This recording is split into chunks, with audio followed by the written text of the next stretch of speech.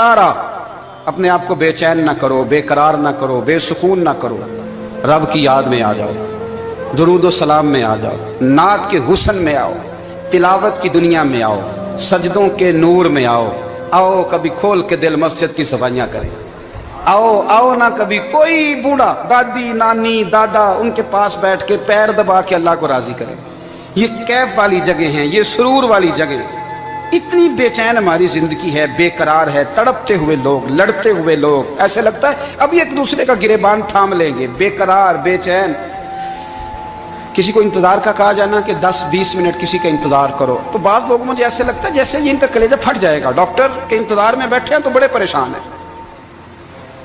किसी को मिलने गए हैं को आधा घंटा बैठना पड़ गया तो बड़ी दिक्कत में है। अपने आप को सुकून दें। आप यकीन करें बड़ा मजा आता है, कभी किसी का इंतजार करना पड़े तो 2-4 तस्बीह दुरूद शरीफ पढ़ी जाती है।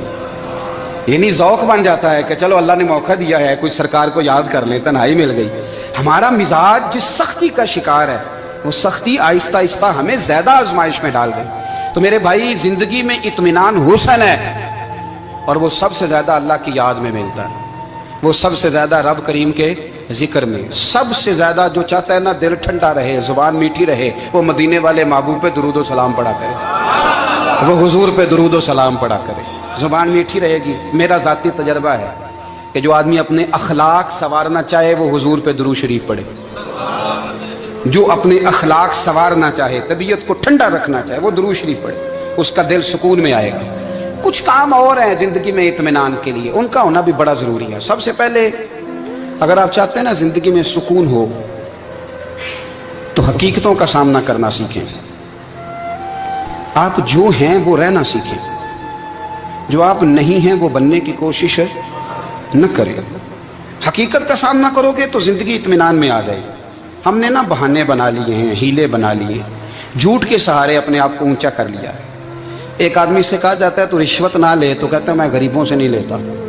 तो मेरा सवाल यह है कि अमीरों का हिसाब लेने की अल्लाह ने तेरी ड्यूटी लगाई है, तेरे जिम्मे लगाया है कि तू अमीरों का हिसाब कर। तुम्हें क्या जरूरत पड़ी है? हम ना बहाना करते हैं, रिश्वत लेने वाले का अलग बहाना है और सिफारिश वाले का अलग बहाना है। हकीकत का सामना करें, हकीकत का। जो मेरे जिम्मेदारियां हैं वो मैंने पूरी करनी, जो आपकी जिम्मेदारियां हैं वो आप जान ना छुड़ाएं, हकीकत पसंद बने। मेरे रसूल करीम, फिर पढ़िए दुरूद शरीफ, सल्लल्लाहु ताला अलैहि वसल्लम। हुजूर सल्लल्लाहु अलैहि वसल्लम ने फरमाया कि मेरी बेटी सैयदा फातिमा तज़हरा रज़ी अल्लाह ताला अन्हा सिर्फ जन्नती नहीं, जन्नती औरतों की सरदार है। लेकिन हुजूर ने यह भी फरमाया कि फातिमा ये ख्याल रखना, अगर अल्लाह ने हिसाब पूछा तो हिसाब तुमने खुद देना है। हकीकत की तरफ तवज्जो कराई हुजूर ने।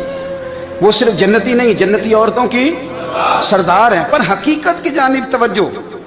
मैं हकीकत यह है कि अगर मालिक ने हिसाब पूछा तो उसकी तैयारी भी करनी है।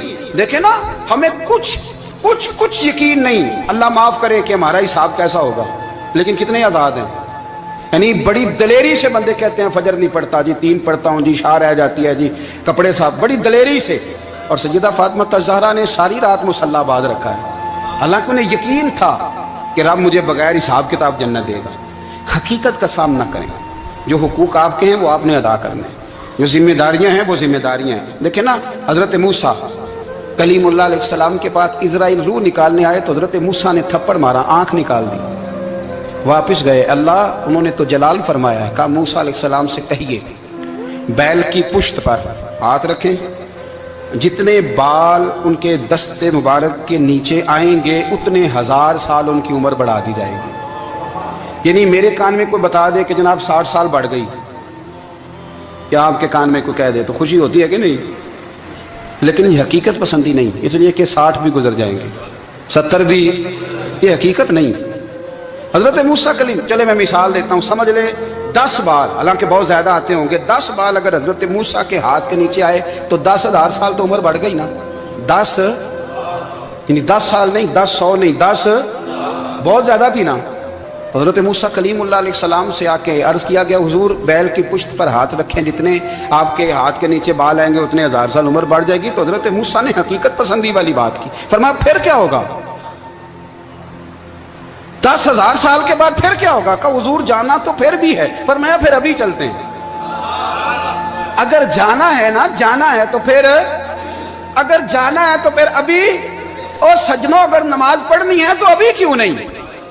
اگر داڑھی رکھنی ہے تو پھر رمضان کا انتظار کیوں کریں؟ ابھی کیوں نہیں؟ اگر سچ بولنا ہے تو پھر، اگر رزق حلال کھانا ہے تو پھر انتظار کا ہے گا؟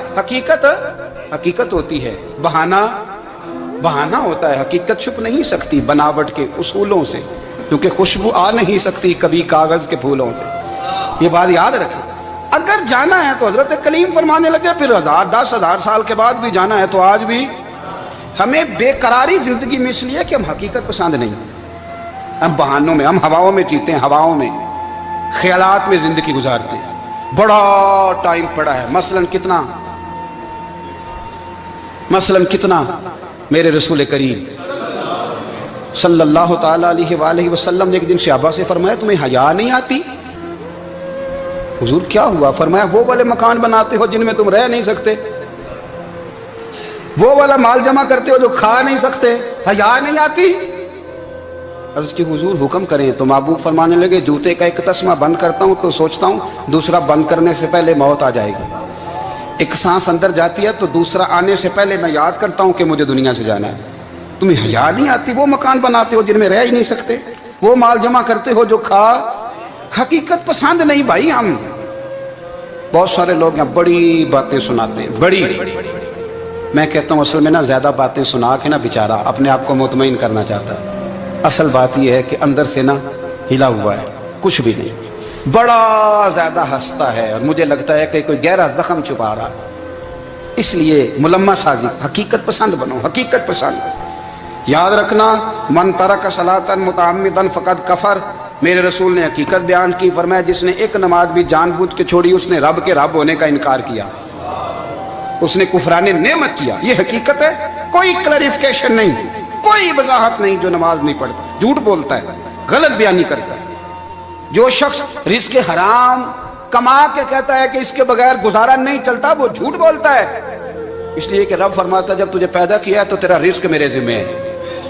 اللہ فرماتا ہے کہ لا یکلف اللہ نفسا الا وسعها، میں کسی پر وہ بوجھ نہیں ڈالتا جو اٹھا نہ سکے۔ نماز فرض کیا اس کا مطلب ہے ہم پڑھنے کے قابل ہیں، اس نے ہمارے ذمہ داریاں لگائی ہیں تو مطلب یہ ہے کہ ہم ذمہ داریاں ادا کرنے کے قابل ہیں، ورنہ وہ کہتا ہے میں وہ بوجھ ڈالتا ہی نہیں جو تجھ سے اٹھایا نہ جائے۔ اگر چاہتے ہو کہ زندگی میں اطمینان ملے تو خدا را حقیقت پسند والی زندگی گزارو۔ یہ فضاؤں میں زندہ رہنا، ہواؤں میں، اللہ بڑا معاف کرنے والا ہے، اللہ بڑا کریم ہے، معاف کر دے گا، تو بھئی یہ بات صحابہ کو بھی پتا تھی، یہ اہل بیت کو بھی خبر تھی، تو وہ تو ایک ایک بات کا لحاظ کرتے تھے۔ یہ غوث اعظم کو بھی پتا تھی، یہ ان کے والد کو بھی پتا تھی، جنہوں نے کسی کا ایک سیب کھا لیا تھا تو 12 سال اس کے گھر میں نوکری کرتے رہے، انہیں نہیں پتا تھا اللہ بڑا کریم ہے، معاف کر دے گا، ایک سیب ہی ہے نا۔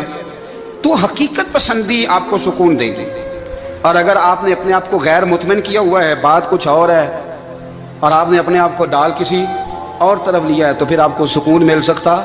سکون حقیقت پسندی میں، اصل میں سکون ہوتا ہے، اداکاری میں سکون نہیں ہوتا۔ تیسری بات سنیں، اگر آپ چاہتے ہیں زندگی میں مطمئن رہیں تو دنیا داروں سے امیدیں توڑ دیں، اللہ اور اس کے رسول سے امید وابستہ کریں، اولیاء اللہ سے امیدیں وابستہ کریں، صحابہ اور اہل بیت سے امیدیں، اللہ اور اللہ والوں سے امیدیں، دنیا داروں سے امیدیں۔ آپ کو پتہ ہے دنیا دار کی تباہی کب ہوتی ہے؟ جب انہیں خوش آمدی مل جاتا ہے۔ چودھری کا بیڑا اس وقت غرق ہوتا ہے جب اسے چودھری کہنے والے زیادہ ہو جاتے ہیں۔ سیٹھ صاحب اور نواب صاحب بیچارے تباہ تب ہوتے ہیں بھولے پن میں، جب ان کے دائیں بائیں ریلا ہوتا ہے سیٹھ صاحب کہنے کا، لوگ انہیں کھانا چاہتے ہیں، پیار ان کا نہیں ہوتا، ان کی جیب کا ہوتا ہے، محبت ان سے نہیں ہوتی، ان کی کرسی سے ہوتی ہے، ضروریات کا پیار ہوتا ہے، تباہ کر دیا جاتا ہے۔ ہماری ساری توقعات دنیا داروں سے وابستہ ہو گئی ہیں، ناراض نہ ہونا، پیروں نے، مولویوں نے، درویشوں نے، انہوں نے بھی سیٹ رکھے ہوئے جلسوں کی صدارت کرانے کے لیے، یعنی مذہبی جلسہ ہے، اس میں بہت زبردست پڑھے لکھے صاحب تقوی عالم کا خطاب ہے، اور کی صدارت وہ بندہ کر رہا ہے جس نے عشاء کی نماز بھی نہیں پڑھی، وہ بندہ صدارت کر رہا ہے، کیوں؟ اس لیے کہ اس نے لاکھ روپیہ دیا محفل میں۔ خدا را دنیا داروں سے امیدیں چھوڑ دیں، ورنہ آپ کمزور پڑ جائیں گے، آپ کی امیدیں ٹوٹیں گی۔ کتنا کمزور ہے وہ شخص جو 2-4 ہزار کے لیے کسی بندے کی چاپلوسی کرتا ہے، اس کے پیچھے بھاگتا ہے، خوش آمدیں کرتا ہے، تھوڑے سے نوٹوں کے لیے، दुख सुख में काम आएगा, इस काम के लिए मेरे रसूल करीम अलैहिस्सलाम ने फरमाया, जिसने बंदों को राजी करते करते रब को नाराज कर दिया, उसकी दुनिया भी गई और आखिरत भी गई। और फरमाया, जिसने बंदों की परवाह नहीं की, अल्लाह को राजी किया, फरमाया अगर रब राजी हो गया तो लोगों के दिलों में भी मोहब्बत पैदा फरमा देगा। क्या जरूरत है खुशामद करना दुनियादारों की, सेठों की, नवाबों की, चापलू। और मैं आपको एक बात बताऊं, होता पता क्या है, ये जो हुब्बे जा और हुब्बे बा होती है ना, इससे पेट नहीं भरता। आपको अगर खुशामद करनी है तो फिर आपको सारी जिंदगी करनी है। फिर उनको भी पता होता है कि ताल्लुक किस बुनियाद पर है, इसमें कभी भी खुलूस पैदा नहीं होता। आप बेचैन रहते हैं, बेकरार रहते हैं, आपको तकलीफ रहती है हमेशा। कभी भी दुनियादारों से उम्मीदें वाबस्ता ना करें। एक बात सुने बड़ी शानदार, इमाम गजाली ने लिखी है। इमाम गजाली फरमाते हैं कि हारून रशीद ना हज करके वापस आया बगदाद में, तो कोने में हजरत बहलोल दाना बैठे थे। रश बहुत था, मजमा बड़ा था। हजरत बहलोल दाना भी सड़क के किनारे बैठे थे, तो सिपाही कहने लगे यहाँ से उठ जाओ। फरमाने लगे, हारून रशीद की ज़मीन नहीं, ज़मीन मेरे रब की है, मैं क्यों उठूँ। वो करीब से गुजरा तो सलाम ली, तो आपने उसका प्रोटोकॉल देखा तो फरमाने लगे, हारून रशीद तुझसे तगड़े तगड़े मोटे मोटे प्रोटोकॉल मैंने लोगों के देखे हैं, और ये जो तेरे दाएं बाएं आज तेरे नारे लगा रहे हैं, ये पहले उन लोगों के नारे लगाया करते थे। और थोड़ा वक्त गुजरने दे, जो तेरे बाद आएगा ना, ये सारे फिर उनके नारे भी लगाएंगे। तू झूठ की दुनिया में जिंदा है, इनसे तूने उम्मीदें वाबस्ता की हैं, ये कल उसके नारे लगाएंगे। उसके दिल पे बड़ा असर हुआ, घोड़े से उतर आया, आगे कहने लगा, हुजूर आपने मुझे बड़ी अच्छी नसीहत की है, मेरा दिल बड़ा ठंडा हुआ है। मैंने सुना है आप मकरूज हैं, कुछ लोगों का कर्ज, तो मुझे कोई हुक्म ही कर दें। आप हंसने लगे, फरमाने लगे, यार तू तो बड़ा ही बेवकूफ़ है, बड़ा ही बेवकूफ़ है तू, मैं तुझे नसीहत कर रहा हूँ, तू मुझे उलझा रहा है। हुजूर कोई हुक्म कर दें। क्या खूबसूरत अंदाज है रब करीम के बंदों का। हजरत बहलोल दाना फरमाने लगे, तेरा रब कौन है। कहा अल्लाह। तो फरमाया, मेरा कौन है। कहा अल्लाह। फरमाने लगे, ये तो नहीं ना हो सकता कि अल्लाह हारून रशीद को देता रहे और बहलोल दाना को भूल ही जाए। ये तो नहीं ना हो सकता कि हारून रशीद को देता रहे और बहलोल दाना को भूल जाए। फरमाया, उसका दिल, उसका इरादा हुआ, इरादा कुदरत हुआ कि बहलोल मकरूज रहना चाहिए, तो अगर रब मुझे रखना चाहता है, दुख कबूल मोहम्मद बख्शा, राजी रहन प्यारे, अगर वो चाहता है मैं मकरूज रहूं, तो मैं भी चाहता हूं कि मैं मकरूज ही रहूं। ये तो नहीं ना हो सकता कि तुझे दे और मुझे ना दे। फरमाया, मेरी तुझसे कोई उम्मीद नहीं, मुझे जब भी देगा मेरा रब भी देगा, और वो देगा तो फिर इंशाल्लाह खजाने खोल के देगा। दुनियादारों से उम्मीदें वाबस्ता करना, लोगों के पीछे, ये छोड़ दें। आप बेचैन रहेंगे, बेकरार रहेंगे। अल्लाह वालों से जरूर उम्मीदें वाबस्ता करें, इसलिए कि उनके पास जो कुछ होता है वो दरअसल रब का ही होता है। लेकिन सेठों से, नवाबों से, सियासतदानों से बाज आ जाए, हमारी बड़ी उम्मीदें वाबस्ता हैं। मैं अक्सर कहता हूँ, जितने फेरे नौकरी के लिए दुनियादार के दरवाजे पे लगाए हैं ना, इससे कम दफा मस्जिद में नफल पड़े होते तो रब उतनी बड़ी मेहरबानी फरमा देता। तीसरी बात ये याद रखें, अगर सुकून लेना चाहते हैं ना, अगर सुकून लेना चाहते हो ना, तो लोगों को डिस्कस करना बंद कर दो। किसको अल्लाह ने कितने पैसे दिए हैं वो जाने और अल्लाह जाने, किसको अल्लाह ने कितनी गाड़ियां दी हैं वो जाने, और लोगों को डिस्कस करना जी। यानी मैं एक जगह बैठा था, तो एक साहब गाड़ी वाला गुजरा, गाड़ी में बैठ के, उसका पड़ोसी था, कहते था मुंह है घर वाला। मैं क्या ਉਹਦਾ ਤੇ है ਤਾਂ ਹੀ बैठा है। ਤੇ ਹੁਣ ਮੈਂ ਕਿਹਾ ਸਮਝਾਣਾ ਸੀ ਨਾ ਉਹਨੂੰ, मैं क्या ਤੂੰ ਤੇ मैं ਹਿਸਾਬ ਲਾਈਏ ਵੀ ਸਾਡੇ ਕੋਲ ਕੋਈ नहीं, ਉਹਦਾ ਤੇ है। देखिए ना, अल्लाह ने उसे दी है ना, तो अल्लाह ने चाहा ना वो कार में बैठे, तो इसने फटे पे बैठ के ये तबसरा किया कि मुंह है कार वाला। मैं क्या भी होता है ता कार है थे।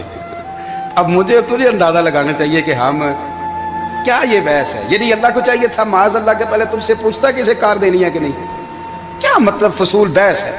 वो चीज हमें इतना तंग करती है, इतनी तकलीफ देती है कि आप यकीन करें सारा दिन उसी को डिस्कस करते हैं, सारा दिन। उसके पास गाड़ी है, उसके पास कार है, फलाने का पैसा 1 नंबर है, फलाने का 2 नंबर है, फलाने का 6 नंबर है। असल बात के अंदर हसद है, इसको निकालो। एक बात कहने लगा हूं, इसे याद रखना। मेरे आला हज़रत रहमतुल्लाह अलैह फरमाया करते, हसद करने वाला बंदों पर एतराज नहीं करता, अल्लाह पर एतराज करता। वो कहता है अल्लाह उसे क्यों दिया है, इतना क्यों दिया है, माज़ अल्लाह, वो अल्लाह की तकसीम पर एतराज करता। हसद करते हो बेचैन रहोगे, हसद आपके दिल को तड़पा के रख देगा। छोड़े, अल्लाह बड़ा करीम है, जिसको जहां चाहता है वहां बिठा देता है। آپ قطعاً اس بحث میں نہ پڑیں کہ اللہ نے کس کو کتنا دیا ہے، کب دیا ہے، کیوں دیا ہے، وہ بڑا بے نیاز ہے۔ حسد آپ کو تباہ کرے گا۔ دنیا میں پہلا گناہ جو ہوا تھا وہ حسد تھا۔ ابلیس نے حضرت آدم سے حسد کیا، کہنے لگا میں بہتر ہوں، سرداری اس کو مل رہی ہے، تو یہ تو اللہ کو پتہ ہے نا کس کو دینی ہے۔ اور دنیا میں پہلا قتل حسد کی وجہ سے ہوا۔ حابیل قابیل کے درمیان حسد کا معاملہ تھا، خاتون کا نکاح اس سے کیوں ہو رہا ہے، مجھ سے ہونا چاہیے۔ حسد تباہی کرتا۔ آپ یقین کریں، یعنی دکاندار کے سامنے دوسری دکان پڑتی ہے اور پریشان ہو جاتا ہے، وہ کہتا ہے میرا کیا بنے گا، لا حول ولا قوت الا باللہ العلی العظیم، یعنی تیرا کیا خیال ہے کہ تیرے حصے کی روٹی وہ کھا جائے گا، اتنا چھوٹا دل، یعنی تیرا موقف یہ ہے کہ تیرے حصے کا نصیب اس تک چلا جائے گا، یہ تیری خواہش ہے۔ ایک دوسرے کی کمزوریاں بیان کرنا، اس کا تو مال ہی ناقص ہے جی، اس کے تو پاس ہی کچھ نہیں، یہ تو کمزور لوگوں کا طریقہ ہے۔ میرے رسول کریم علیہ السلام گزر رہے تھے، پت جھڑ کا موسم تھا، خزاں کا موسم تھا، درختوں کے پتے جھڑ رہے تھے، صحابہ کو ساتھ لے کے حضور گزرے اور ایک درخت کی ٹہنی کو پکڑ کے حضور نے ہلایا۔ صحابہ فرماتے ہیں کہ چھم چھم اس کے پتے گرے، زمین پر ڈھیر لگ گیا۔ حضور نے فرمایا دیکھا تم نے کیا ہوا؟ حضور ہاں۔ فرمایا کتنی تیزی سے پتے جھڑے ہیں، صرف تنا رہ گیا ہے اور خالی ٹہنیاں رہ گئی ہیں، کوئی حسن بچا ہے؟ حضور نہیں۔ تو نبی کریم فرمانے لگے جو حسد کرتا ہے نا اس کی نیکیاں بھی اسی طرح جھڑ جاتی ہیں، اسی طرح۔ اور ایک جگہ حضور فرمانے لگے جس طرح راکھ لکڑی کو آگ کھا جاتی ہے، جس طرح لکڑی کو آگ، جب آگ کھا جائے تو پھر لکڑی کو لکڑی نہیں کہا جاتا، راکھ کہا جاتا ہے، کوئلہ کہا جاتا ہے، اس کی اصل باقی یعنی اسے کھائی جاتی ہے۔ تو حضور علیہ السلام فرمانے لگے جس طرح آگ لکڑی کو کھا جاتی ہے، فرمایا اسی طرح حسد نیکیوں کو کھا جاتا ہے، نیکیاں رہتی نہیں۔ حسد کرنے والے کے پاس نیکیاں یعنی ان کی اصل شکل موجود، کبھی بھی حسد نہیں کریں۔ اللہ کی تقسیم ہے، جس کو چاہے جب چاہے جتنا چاہے عطا کرے۔ اور چوتھی بات میرے بھائی، کبھی بھی بغض نہ پیدا کریں۔ بغض والے لوگ بے سکون رہتے ہیں۔ بہت ساری کمزوریاں ہمارے اندر ہوتی ہیں نا، پھر اللہ ہماری روزی تو نہیں نہ بند فرماتا، یہ تو نہیں کہتا کہ زمین سے نکل جاؤ۔ اگر یہی والا معاملہ ہو جو ہمارا ہے کہ شادی پہ اس نے میرے ساتھ برا سلوک کیا تھا، اب ساری زندگی بغض رکھنا ہے، اگر یہی معاملہ فرشتے اللہ کی بارگاہ میں کہیں کہ یا اللہ اس نے فلانے دن شراب پی تھی، اب اس کو زمین میں نہیں رہنے دینا، نظام زندگی چلے گا؟ تو اگر اللہ ہمیں معاف کرتا ہے تو ہم بندوں کو معاف کیوں نہیں کرتے؟ آپ یقین کریں اتنی لمبی عداوتیں، اتنا لمبا حسد، اتنا لمبا بغض، اتنا لمبا۔ حدیث میں نے پڑھی، میں حیران رہ گیا۔ میرے نبی کریم علیہ السلام نے فرمایا اپنی بیوی سے کبھی بغض نہ رکھنا، اگر اس کی ایک بات ناپسند ہو تو اسے چھوڑ کے وہ بات دیکھو جو تمہیں پسند ہے۔ میں اس حدیث کو پڑھ کے سوچنے لگا کہ کیا بیوی کا بھی بغض رکھتے ہیں لوگ؟ اب حضور نے کہا ہے تو اس کا مطلب ہے لوگ بیوی کا بغض بھی رکھتے ہیں۔ اب اس پر استدلال کر کے مجھے کہنا پڑے گا کہ سسرال والوں کا بغض بھی رکھتے ہیں، کہنا پڑے گا کہ بھائی کے سسرال والوں سے بھی بغض رکھتے۔ اس حدیث کی روشنی میں سمجھا کہ لوگ بھابھی کا بغض بھی بغض رکھتے ہیں، بغض، ورنہ عادتیں تو ہماری بھی کئی بری ہوتی ہیں۔ اگر عادات ایک وجہ بنے اختلاف کی تو عادتیں تو ہماری بھی کئی بری ہیں، لیکن ہم اپنی بری عادتوں سمیت اپنے آپ سے پیار کرتے ہیں، اور سامنے والے کی ایک بھی عادت بری ہو تو اس سے بغض رکھتے ہیں۔ بغض نہ پیدا کریں۔ میرے نبی پاک علیہ السلام نے فرمایا کچھ چیزیں تمہارے دین کو مونڈ ڈالیں گی، تباہ کر دیں گی، کاٹ دیں گی۔ حضور کون سی؟ فرمایا حسد، تکبر اور بغض، یہ تمہارے دین کو تباہ کر دیں۔ ہم بے چین اس لیے ہیں کہ ہم نے بہت سارے لوگوں کا بغض پالا ہوا ہے، اور ہر فیلڈ میں سیاستدان نے سیاستدان کا، ذاتیات پر اتر کے بات کرتے ہیں، معزز ترین لوگ، تاجر نے تاجر کا، الا ماشاءاللہ بعض جگہ پہ اہل علم بھی ایک دوسرے سے عداوت رکھتے ہیں۔ خدا را دل رب کریم کے آنے کا ٹھکانہ ہے، یہ صاف ہوگا تو اس میں رب رسول کے جلوے ہوں گے، اور اگر اس میں عداوت ہو، اس میں بغض ہو، اس میں کینہ ہو، نفاق ہو، سنیں میرے رسول کریم حضرت ابوبکر صدیق رضی اللہ تعالیٰ عنہ کہتے ہیں میں رو ہی پڑا۔ مکہ فتح ہوا نا تو اکرمہ بن ابو جہل نے پیغام بھیجا کہ میں نا کلمہ پڑھنے کے لیے آ رہا ہوں۔ بات لمبی ہے، میں موضوع پہ رہنا چاہتا ہوں۔ کہتے ہیں جب وہ آنے لگا نا تو نبی پاک نے ہم سب کو بلایا، ہم حاضر خدمت ہوئے تو حضور فرمانے لگے کہ اس کے باپ نے نا بڑا ظلم کیا ہے ہمارے ساتھ، ابو جال نے بڑا ستایا ہے, بڑی تکلیف دی ہے. آپ مجھے بتلائیں کہ وہ ایک دفعہ کسی شادی پہ بحث ہوتی ہے بیوی کے بھائی کے ساتھ, پھر ساری زندگی اس بیچارے کو معافی, وہ 10 دفعہ گھر آتا ہے معافی مانگنے پر سوال ہی نہیں پیدا ہوتا, میں او ہو مجھے ہی کہہ دیا, یعنی پھر مجھے ہی کہہ دیا آپ نے, اور میری شان میں بے ادبی, اور پھر میں معاف کر دوں, توبہ توبہ توبہ, یہ کیسے ہو سکتا ہے, میری ناک نیچی ہو جائے گی, اور آپ نے مجھے کہہ دیا, سوال ہی نہیں پیدا ہوتا. اور یہ رونا میں اکثر ہوتا ہوں کہ شادی والے دن داماد صاحب کا زیادہ دماغ خراب ہوتا ہے. جب چھوٹی سالی کی شادی ہوتی ہے نا, اس دن اس کو بخار چڑھتا ہے, کوئی اس کو کان میں کہتا ہے تیری عزت نہیں کر دے, اس دن اس کا دماغ خراب ہو جاتا ہے, بچے اٹھا کے نکل آتا ہے, وہ بیچارہ سسر منتیں کر رہا ہوتا ہے کہ تیری مہربانی آ جا, یہ عزت کرا رہا ہے. تو میں نے کہا احتجاج کر کے جو عزت کرائی جاتی ہے وہ عزت نہیں ہوتی. ہاں یہاں مانگ کے عزت لیتے ہیں لوگ, یا احتجاج کی کوئی عزت ہے؟ آپ کے اندر کمالات اتنے ہوں کہ آپ کی عزت کرنے کو دل چاہے, یعنی مزہ آئے, یعنی لطف آئے, یعنی آپ دور بیٹھے ہوں تو کسی کا دل کرے آپ کو اسٹیج پہ بلانے کے لیے. یہ کیا بات ہوئی کہ چھائے جانا اور بھاگ کے آگے جانا, ان سے نکلیں. اکرمہ بن ابو جال کلمہ پڑھنے کے ارادے سے آ رہے ہیں, حضور علیہ السلام نے صحابہ کو بلایا. کتنی زیادہ دعوت رکھی جا سکتی تھی معاذ اللہ, کب سے وہ چلا تھا ظلم کرنے, اور اس کے بعد اس کا بیٹا شروع ہو گیا. کتنی باتیں تھیں جو ناقابل معافی تھیں, پر کریم رسول نے ہمیں بتلایا ہے کہ سکون والی زندگی کہتے کس کو ہے. جب سب لوگ جمع ہو گئے تو حضور نے فرمایا بھئی وہ کلمہ پڑھنے آ رہا ہے, اس کے باپ نے ظلم بڑے کیے ہیں, پر میری نصیحت یہ ہے کہ اس کے سامنے اس کے باپ کو کوئی برا نہ کہے, خبردار کوئی اس کے سامنے کوئی بات نہ کرے. اب وہ کلمہ پڑھنے آ رہا ہے, مطیع ہو کے آ رہا ہے, بان کے آ رہا ہے. کہتے ہیں اللہ کے رسول نے نا کافی دیر تک خطبہ دیا, بریفنگ دی, بات سمجھائی. جناب صدیق اکبر کہتے ہیں میں رو پڑا. ایک صحابی مجھے کہنے لگے تمہیں کیا ہوا, تو میں نے کہا میں مصطفیٰ کی رحمت پہ رو رہا ہوں. دیکھو کن کے لیے حضور گراؤنڈ بنا رہے ہیں, دیکھو کن کے لیے حضور تیاری کر رہے ہیں, جنہوں نے ساری زندگی دشمنی کی. خدا را یہ اندر سے عداوتیں نکال پھینکو. او بھائی اتنا تو لمبا ٹائم ہی کوئی نہیں, اتنا تو وقت ہی کوئی نہیں, اس کو صاف رکھو. بندہ کوئی کر بھی گیا تو کوئی حرج نہیں. چنگی مندی سجنا کولوں 100 واری ہو جاندی, یار یاراں دا گلا نہیں کر دے. اصل پریت یار یاراں دا جڑا گلا کردا جے یار نہیں جی ہوندا. ہاں پکی بات, پکی پیڑی. میرا ایک سنگی مجھے آ کے کہنے لگا فلانی جگہ بندہ یہ بات کر رہا تھا. میں کہ تو اوتھے ہی سیں سوندا سیں, تم ہی نال ہی سیں.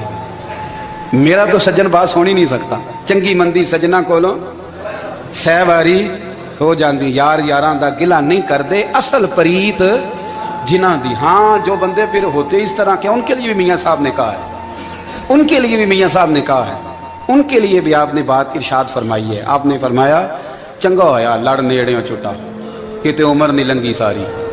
بے قدراں دی یاری کولوں توبہ لکھ لکھ واری. او چنگا ہویا لڑ نیڑیوں چھٹا, کتے عمر نہیں لنگی ساری.